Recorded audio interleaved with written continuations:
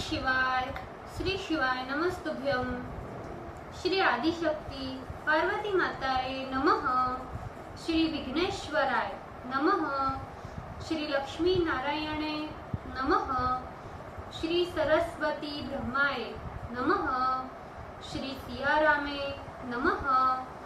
श्री रामदास हनुमाने नमः। श्री राधे श्यामे नमः। हे शिवजी, તમારી કૃપાથી હું આ શિવ પુરાણ વાંચી રહી છું અને મારી મમ્મી, બેન અને તમામ શ્રોતા આ શિવ પુરાણ સાંભળી રહ્યા છે। અમે બધા આ શિવ પુરાણનું જ્ઞાન પ્રાપ્ત કરી શકીએ એટલી શક્તિ પ્રદાન કરજો અને શિવ પુરાણનું તેજ સહી શકીએ એટલી ક્ષમતા પ્રદાન કરજો।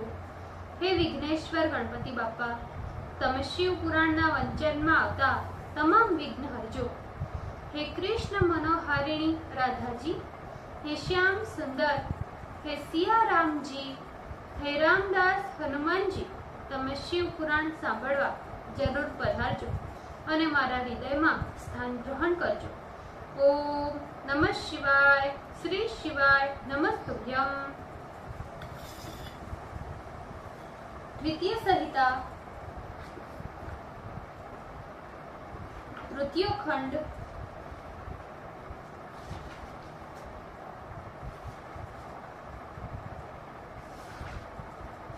द्वात्रिंश अध्याय।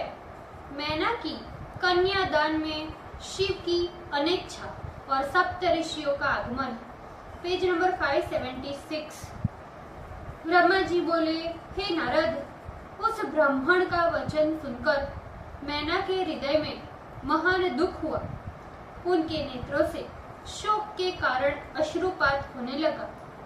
तब वे दुखी हो हिमालय से कहने लगी, हे शैलेंद्र, परिणाम में सुख देने वाले मेरे वचन को आप सुनिए। इस ब्राह्मण ने क्या कहा है, इस बात को सभी श्रेष्ठ शैवों से निश्चित कीजिए। इस वैष्णव द्विजन्मा ने शिव जी की जिस प्रकार निंदा की है, हे नागेश्वर, उसे सुनकर तो मेरा मन व्याकुल हो उठा है।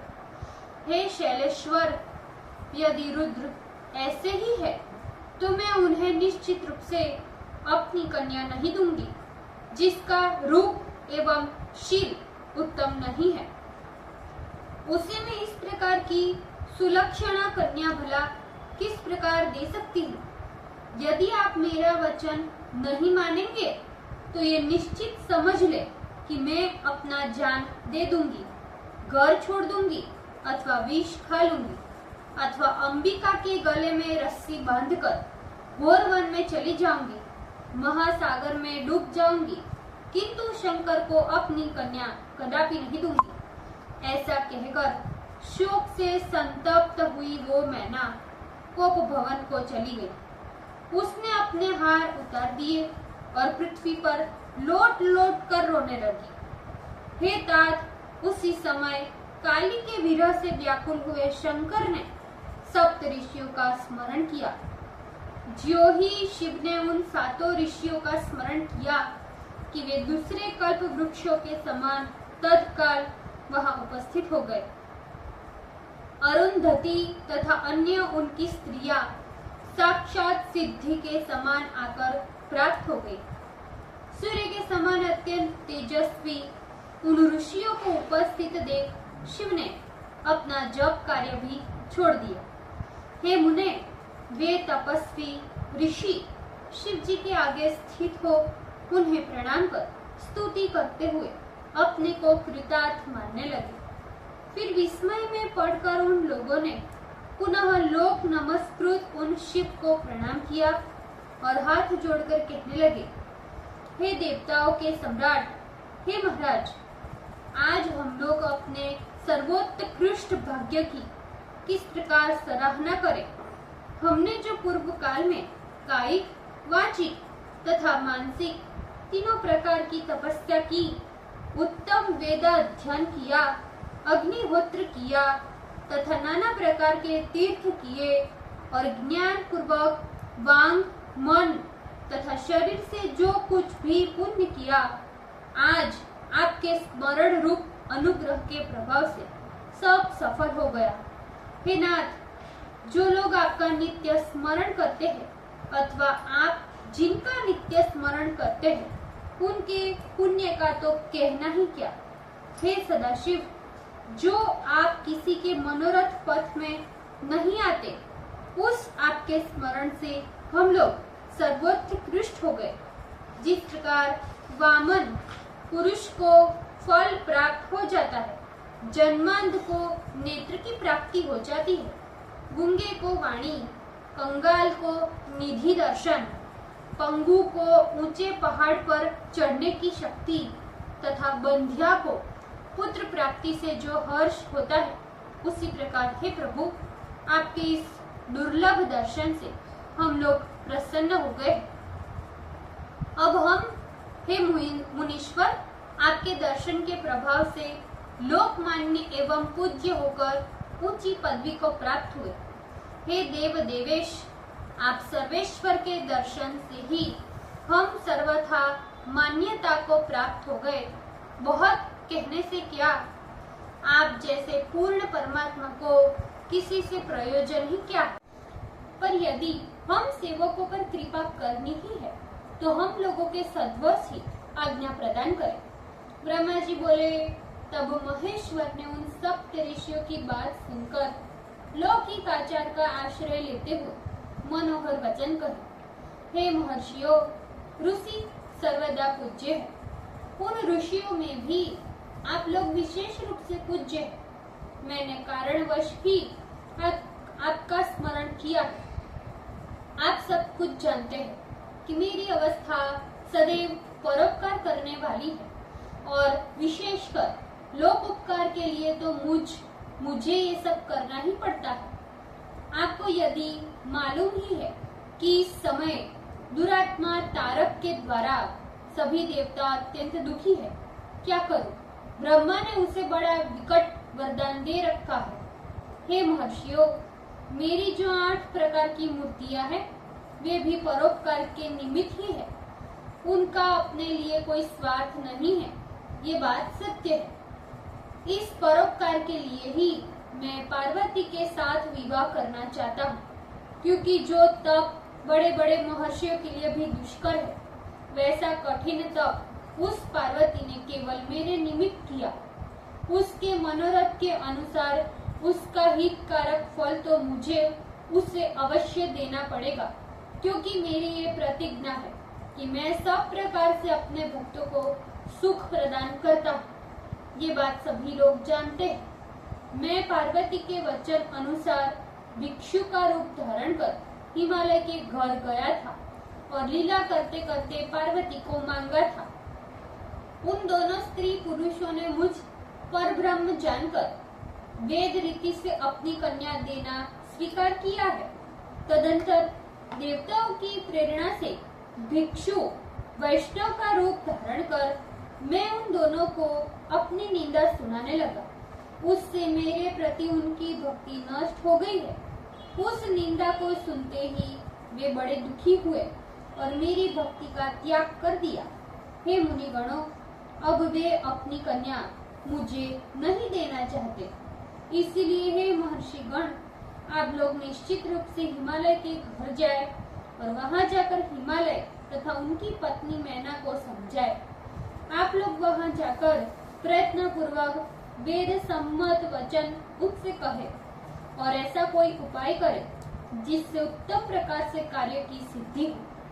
हे मुनि सत्तमो, मैं उस हिमालय पुत्री के साथ विवाह करना चाहता हूँ। मैंने देवताओं एवं विष्णु के कहने से विवाह करना स्वीकार किया है और पार्वती को वैसा वर भी दे दिया। अब मैं बहुत तो क्या कहूँ। आप लोग जाकर प्रयत्न से हिमालय तथा मैना को समझाइए, जिससे देवताओं का हित हो। आप लोगों ने जैसी विधि की कल्पना की है, उससे भी अधिक विधि होनी चाहिए। ये कार्य आप सबका है और इस कार्य का सारा श्रेय भी आप लोगों को ही मिलने वाला है। ब्रह्मा जी बोले। शिव जी की इस प्रकार के वचन सुनकर स्वच्छ अंतःकरण वाले वे महर्षि शिव के अनुग्रह से अनुग्रहित हो परमानंद को प्राप्त हुए और परस्पर कहने लगे, आज हम लोग धन्य हो गए, सर्वथा कृत्य हो गए और विशेष रूप से सबके वंदनीय एवं पूजनीय हुए, जिसे ब्रह्मा तथा विष्णु नमस्कार करते हैं, जो संपूर्ण मनोरथों को देने वाले हैं। वे हम लोगों को अपना दूत बनाकर लोक कल्याणकारी कार्य के लिए भेज रहे हैं। ये शिव जगत के स्वामी तथा पिता है और ये पार्वती जगत की स्वामिनी तथा माता है। इन दोनों का संबंध जगत के लिए कल्याणकारी है, जो सर्वदा चंद्रमा के समान बढ़ता रहे।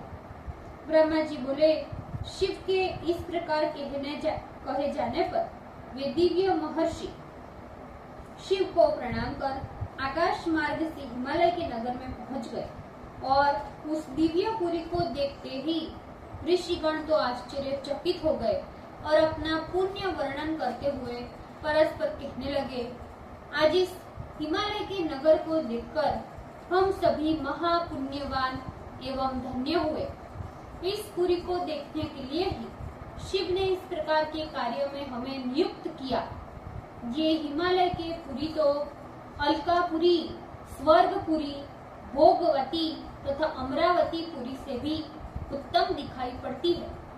इस पुरी के मनोहर एवं विचित्र घर तथा आंगन दोनों ही नाना प्रकार के उत्तम स्फटिक मणियों से बनाए गए हैं। इस पुरी के प्रत्येक घर में सूर्यकांत तथा चंद्रकांत मणियां विद्यमान है तथा प्रत्येक घर में स्वर्ग के चित्र विचित्र वृक्ष लगे हुए हैं। तोरण तथा वंदनवार की शोभा घर घर में देखने के योग्य है। इस पुर में विमानों में तोते एवं हंस बोल रहे हैं। विचित्र प्रकार के वितान चित्र विचित्र कपड़े बने हुए हैं, जिनमें मनोहर बंधनवार बंधे हैं। अनेकों जलाशय तथा अनेकों बावलियां हैं। अनेक प्रकार के विचित्र एवं मनोहर उद्यान है, जो उत्तम ढंग से सजाए गए। इस नगर के सभी मनुष्य देवता के समान तथा स्त्रियां अप्सराएं हैं। इस हिमालय की पुरी के सामने तो स्वर्ग की कामना से याज्ञिकों एवं पुरातन लोगों के द्वारा किए गए समस्त अनुष्ठान व्यर्थ है। मनुष्य को स्वर्ग की तभी तक कामना रहती है जब तक वो इस हिमालय पुरी को नहीं देखता। जब इस पुरी को देख लिया तो उसे स्वर्ग की कोई आवश्यकता नहीं। ब्रह्मा जी बोले, हे ऋषि श्रेष्ठ नारद, इस प्रकार हिमालय पुरी का वर्णन करते हुए वे सभी ऋषि सर्व समृद्धि से युक्त हिमालय के घर पहुँचे। सूर्य के समान अत्यंत तेजस्वी उन 7 ऋषियों को आकाश मार्ग से आते हुए हिमवान ने दूर से ही देखा। हिमवान कहने लगे, ये सूर्य के समान अत्यंत तेजस्वी सप्त ऋषिगण मेरे पास आ रहे हैं। इन मुनियों की मुझे विशेष रूप से पूजा करनी चाहिए। हम गृहस्थ लोग धन्य हैं, जिनके घर सुख देने वाले इस प्रकार के महात्मा महर्षि स्वयं पधारे। ब्रह्मा जी बोले, इसी अवसर में आकाश से पृथ्वी पर स्थित हुए उन महात्माओं को अपने सन्मुख आता देख हिमालय सम्मान पूर्वक उनकी अवगानी के लिए चलने लगे। उन्होंने हाथ जोड़कर सिर झुकाकर उन सप्त ऋषियों को प्रणाम किया।